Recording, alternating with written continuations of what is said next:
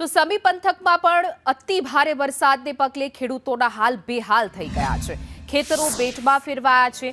પાકની સાથે ખેડૂતોની મહેનત અને આશા પણ પાણી ફરી વળ્યા છે। ખરીફ વાવેતર તો નિષ્ફળ ગયું જ, પરંતુ સામે રવિ સિઝનમાં પણ ખેતરો વરાપે તેમ નથી જોવા મળી રહ્યા। ખેડૂતોની હાલત અત્યંત કફોડી બની ગઈ છે। પશુઓ માટે ઘાસચારો પણ નથી રહ્યો। છેલ્લામ કક્ષા સમી તાલુકો એટલે સાવ ગણો ને તો પછાતમાં ગણાય, બરોબર। અત્યારે વરસાદના કારણે એટલું બધું નુકસાન છે ને ભયંકર।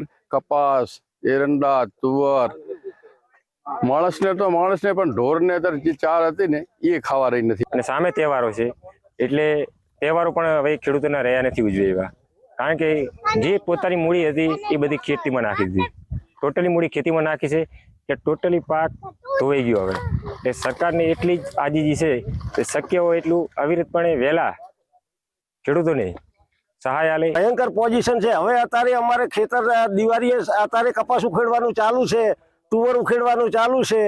હવે દિવાળીએ આ ખેતર ખાલી થાય એ પછી અમારે નવાસરથી નવું વાવેતર શું કરવું એ અમારે વિચારવાનું।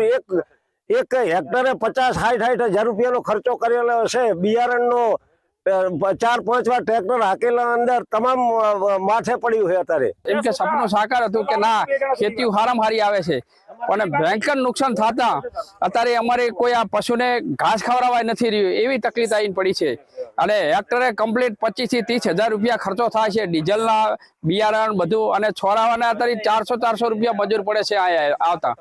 હવે અમારે દિવાળી ઉપર આ પાછું રવિ પાક વાવવો એમાં હેક્ટરે કમ્પ્લીટ 30-40 હજાર રૂપિયા ખર્ચો છે। ભયંકર નુકસાન થયું છે। મારા બધા પાકમાં હાવ નિષ્ફળ ગયા છે। મારા 10 હેક્ટરનું વાવેતર હતું એમાંથી સંપૂર્ણ નિષ્ફળ ગયેલ છે અને કોઈ પણ રહ્યું નથી। સાતર હમણાં, ઢેસણ હમણાં, કપાસ, માથા અમારી તુવેર હતી, બધું નિષ્ફળ ગયું છે।